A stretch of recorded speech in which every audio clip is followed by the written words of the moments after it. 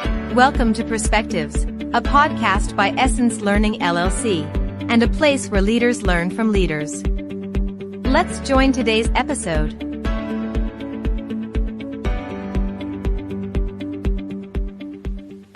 Hello, and welcome to Essence Learning Perspective podcast, where we have leaders teaching leaders.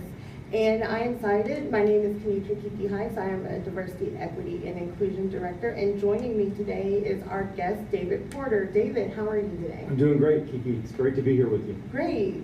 Thank you for being a guest for today's podcast, where we're going to talk about leading through listening. So in our last Essence newsletter, our Perspectives newsletter, we had an article talking about leading through listening. And it's very important that we talk about that as a skill to be an effective leader. So David, we're excited that you're going to be able to join us and talk about those tools and resources and give us tips on how we can effectively lead through listening and just enhancing our leadership skills in general. So thank you for joining us. You're welcome. So let's go ahead and jump into about why listening is important to leadership. You know, sometimes it's not on job descriptions. We don't talk about it all the time. Can you give us your perspective on why listening through leadership is so important? Yeah, I'm happy to. In my experience, I was a leader in small, medium, and large organizations for 30 years, and I've been doing this executive coaching and advisory work the last 5 years. My experience is all leadership happens in conversation. And I think one of the challenges around conversation is we oftentimes spend a lot more time talking, and we're better at talking than we are at listening. And I think listening is a gift. The fact that you can sit somewhere and feel heard is huge for people. And so for me, the listening component, I think, is underdeveloped in a lot of leaders compared to the talking component. And it's a critical element of being a successful leader. Yeah, great. I completely agree with that. And sometimes we misunderstand that, or we don't follow through on listening and leading. And I automatically think of, our younger generations as well. Sometimes listening is not an important skill that's developed because of the onslaught of so many different things in front of our faces, social media, news, and everything. How do you overcome those blockers to be an active listener? Well, I think you make a great distinction, Kiki, and one of the points, and there's a recent quote that I read, is that hearing is physiological. A sound happens in a room, and our ears pick it up or not, right? Listening is psychological. And so one of the challenges around listening is making enough space, to your point about all of the noise that we have.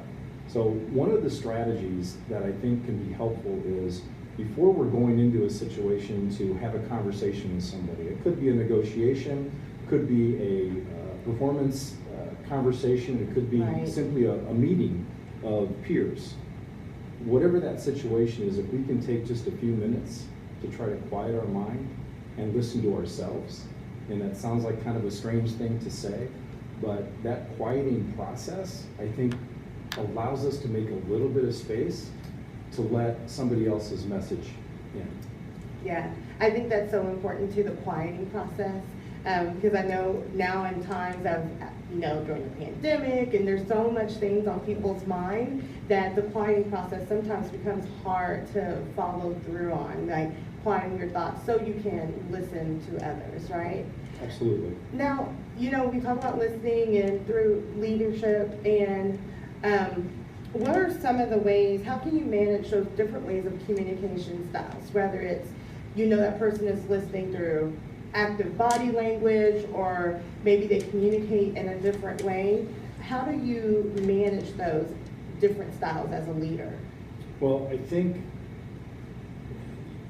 we struggle sometimes to apply what works for us, our own styles, to other people.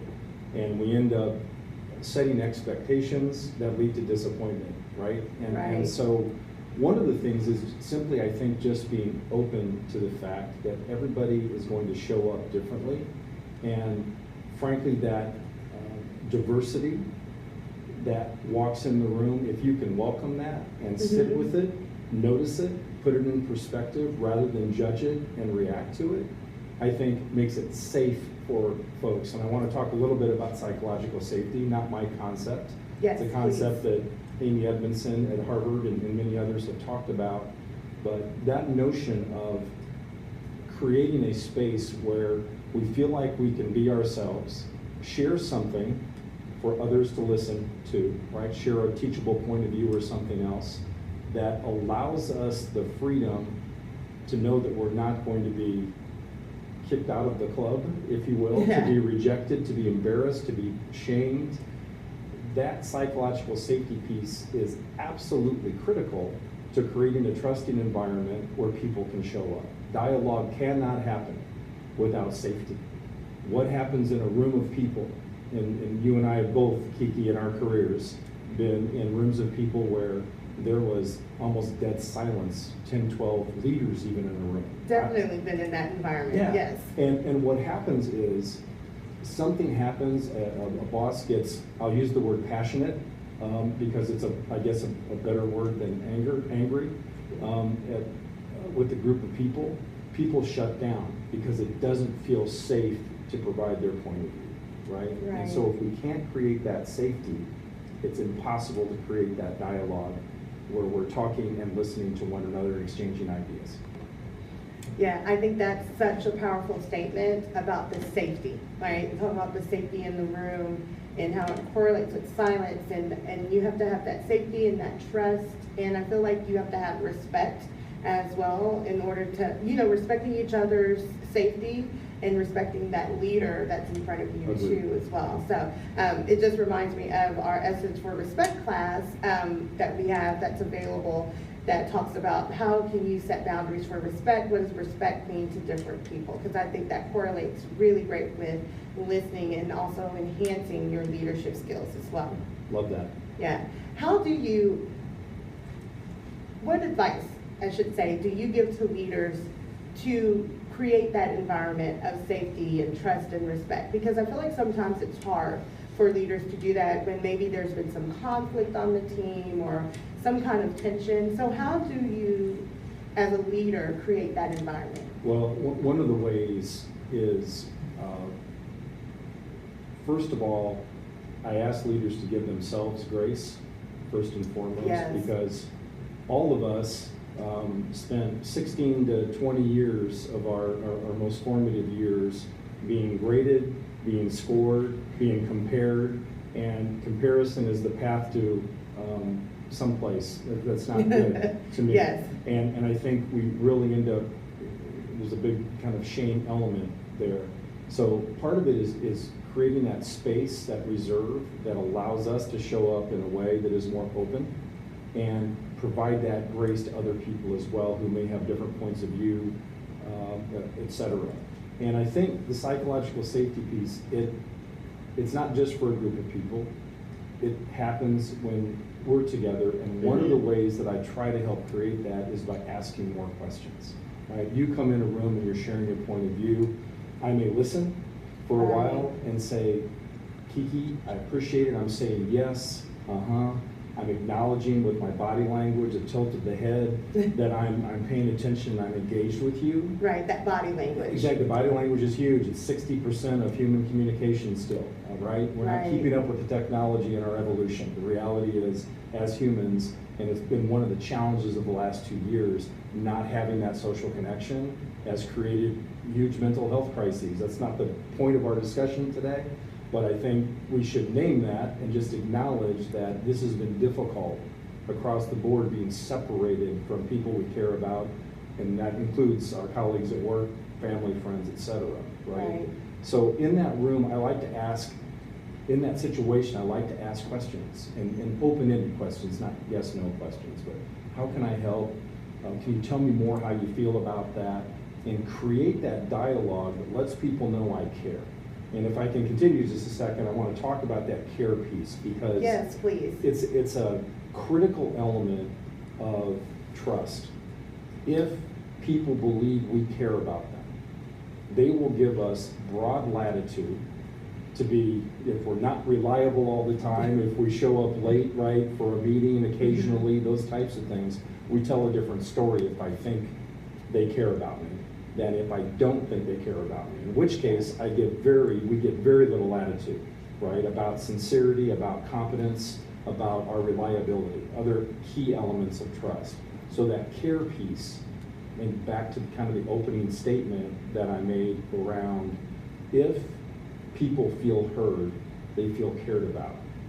When we don't feel cared about, it's because we don't think somebody is giving us the time or attention, or is, they're distracted in that moment. We can walk away going, well, they clearly had other things on their mind, and it wasn't about me, it was about them, right? That self-orientation was very high.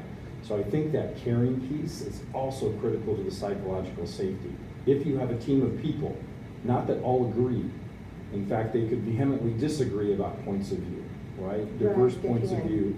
If you have a team that believes they're in it together, that outside of the room, we're gonna have your back, then you can have those kinds of difficult, in quotes, conversations that a lot of us as leaders avoid or delay, for what it's worth. Yeah, no, those are all great points when you talk about the psychological safety that people need to have. People want to feel valued and heard and understood in order to get that safety, right? So I think you made some great points. I want to, I'm going to write those down and put them in my office, giving grace and asking open-ended questions, and then just making sure that you care and show that you care. I think those are all great tips and advice for leaders, especially now. Because you're right, we just went through something very dramatic with the pandemic. We've been separated, so we need to understand how to give that caring to better lead our teams, right? So what can leaders do? Like, what can they do to improve on their skills or to really work on mastering those guidelines of psychological safety and listening? So there are, all of us can go out and Google listening better or go to YouTube and see a lot of videos, and there's a lot of great stuff out there. 70% of our personal development happens during stretch assignments. Our growth and learning happens as a result of not only having that knowledge, but putting it into action. Right. So what I'm going to say to you is find a friend, a peer, somebody you feel safe with, and practice these conversations, right? Especially the more difficult ones when you're trying to give people constructive feedback on a team. Because we don't do it regularly, it's kind of like, I'm sorry to jump around, but it's kind of like when you're in a leadership position and you have to go through a termination process with an employee, right? I've had to do that many times in my career. I have never not been sick to my stomach the morning that happens. And I told myself sometime into my career that if I ever don't feel that way in the morning, I'm going to go find something else to do because I think I've lost a little bit of my humanity. Right? So I think practicing, and actually role-playing can be more difficult, honestly, than the actual conversations. It kind of is uncomfortable and so forth. But I'll do that a lot with my clients, and I'll act as the individual, and we'll go through kind of the scripting, not so they can write down all the notes, but they can feel the flow of it and kind of get familiar with it. So practice, I think, makes, and I would say deliberate practice makes perfect here, or makes better, because I don't think, all of us, I think, are always on a journey to try to improve our communication skills, certainly the listening side. Right. So that practice piece is I think, the best idea, the best single idea. We can talk about some other things that I have around that.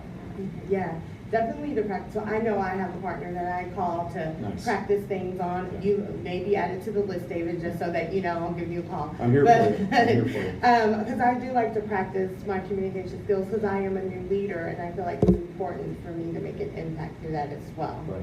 Right. So talking about listening, a lot of times our leaders, and I kind of want to switch the subject a lot because the leaders sometimes, especially in a manufacturing environment, they put profits over people, right? Or production over people. So the listening that goes on in those types of environments is very limited. how do leaders who work in those environments, manufacturing, warehouse, truck drivers, or logistics, how do you overcome those barriers and those challenges? I think one of the things, it's a great question and a powerful one. I think one of the things that we can remind ourselves of is we have the opportunity always, if we want to lead other people or influence other people, right? And I talk a lot about control and influence. Right. Leadership is more about clarity for me than it is control. We get to control, in my view, one person on the planet, and that's ourselves. And arguably that, depending on when we have that amygdala hijacking, right? Right. And our brain kind of shuts down and we're in that stress, freeze, flight, fight or flight kind of situation. But if you can lead yourself, what that allows you to do is to show up to a conversation, no matter what your role is in an organization, and influence from any place. And how we treat that other person, how we show up in that moment individually, that is within our control. Fair? I don't know if you buy that or not. Yeah. But how I want to impact you or influence you or support you, that one-to-one, that's leadership, right? To be clear, no matter the title. The titles don't matter here. These are two humans talking. So I think there's an opportunity when we are in small work groups to say, and I've done this in many organizations myself, I always had the option to lead my team in a way that was consistent with my values, with our team values, our organization values, no matter what was happening above me, right? There's always a bigger fish, right? There's always somebody up the line, a board or a CEO or whatever, no matter what your role is. But we have the opportunity to show up and choose the way we show up with one another and support one another. Does that make sense? No, it does. And I feel like that's very powerful too. When you talk about control over clarity, right? And it's just human beings having a talk. I think sometimes we miss the human-to-human interaction, and we're so focused on titles and who's responsible for this and that, but we're just really two humans having a conversation with each other, right? And I know that, there's a big uprise going on right now with, millennials and Generation Z coming into the workforce and being more in leadership positions, right? What advice would you give those new leaders just starting and coming into that environment to remind them to be human beings and to really focus on how you can listen? Well, one of there's a guy named Michael Bungay Stanier, a very strange name, who wrote a book called The Coaching Habit and a book called The Advice Trap. And one of the things he said in The Advice Trap is it's important to find ways to stay curious longer. And over the years, and this book just came out less than a year ago, over the years as I look back on my career, people ask me, how were you successful, or why do you think you were successful? The answer I always landed on was I was curious. I didn't mind my own business, and it wasn't about self-aggrandizing behavior, I don't think. It was about how can I help my team in this organization, how can I leave it better than I found it, right? Right. It sounds kind of trite, but it summarizes how I've tried to show up in my leadership.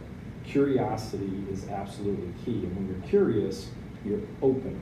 You have a growth mindset versus a fixed mindset, right? And what do I mean by that? Fixed is I was born and I believe this is the way I am and I'm not going to change at its extreme. My growth mindset is less about scarcity and more about abundance. What is possible for us to achieve if we're able to work together? Back to the productivity piece, right? None of this happens. I don't care how good your processes are. None of this, how good your culture or bad your culture is. Ultimately, people are everything here. So when leaders say to me, this person's being too emotional, I will say, you mean being too human? Because we are meaning-making machines. That is how we were designed. We have over 100 emotions that we demonstrate, right? 10 or 12 commonly, but 100. We we don't show up the same way every day. We have the same face, the same name, all of that, but the reality is, depending on what happened that day, we are showing up differently, right? Right. So that's that curiosity piece. I don't care what generation you're from. I think that allows you to be open to other ideas, open to learning, open to growth. Yes, I think that's so important, that growth versus fixed mindset. When you said that, I just automatically ring the bell in my head. But that is so important that we discuss and talk about.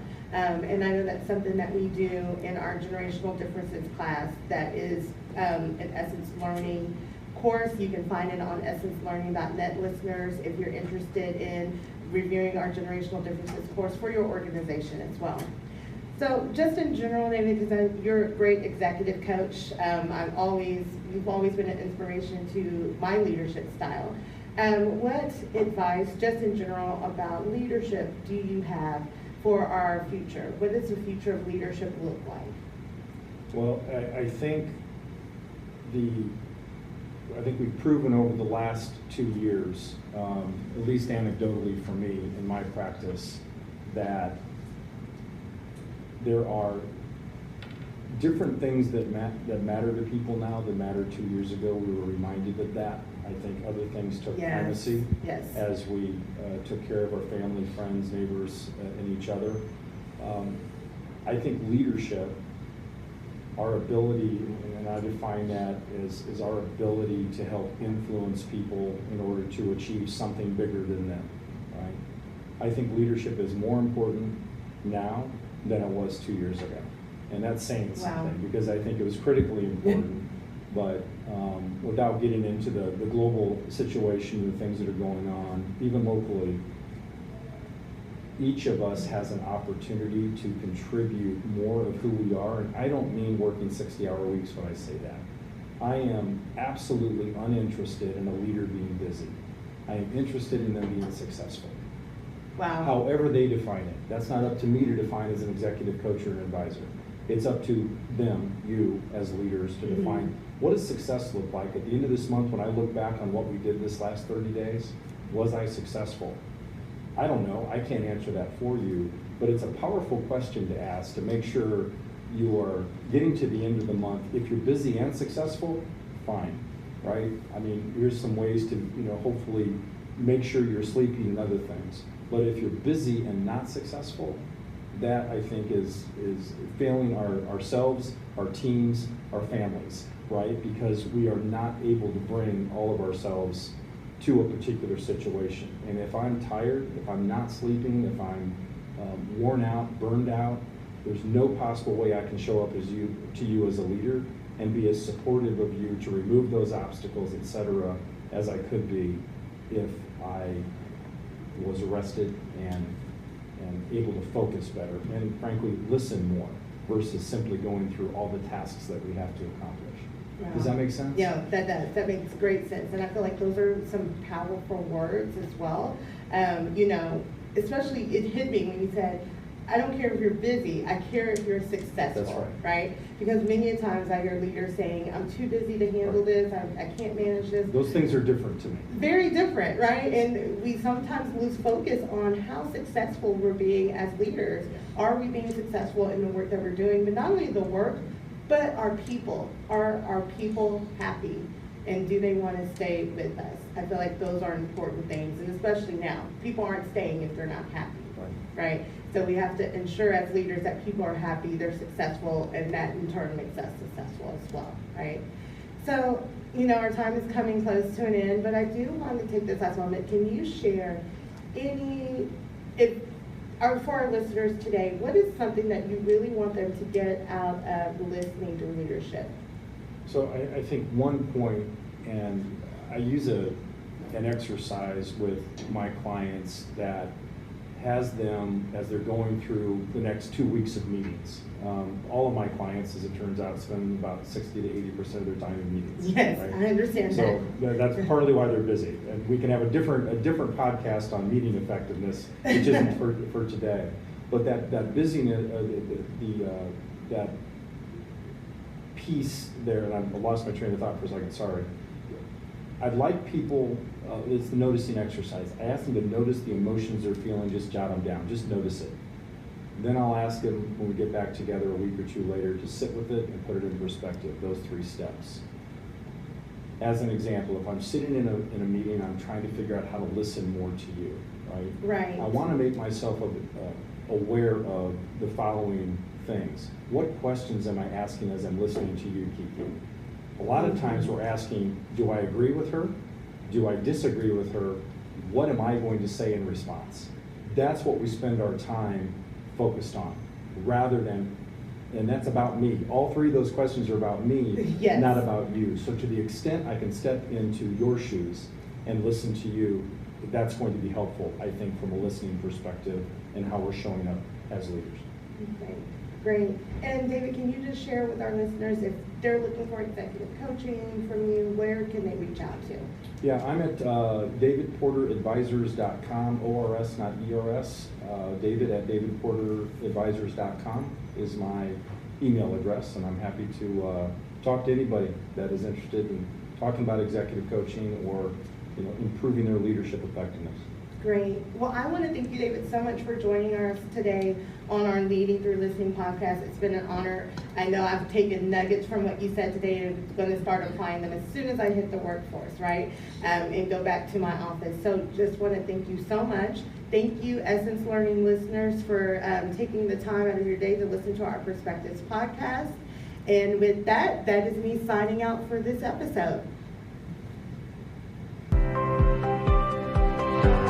Thank you for joining Perspectives, a podcast by Essence Learning LLC. Essence Learning is your solution to personal and professional development. We partner with our clients to develop a learning strategy that will increase productivity, enhance performance, and align with their purpose and goals. For more information, visit us online at essencelearning.net or call us at 1-877-657-5755.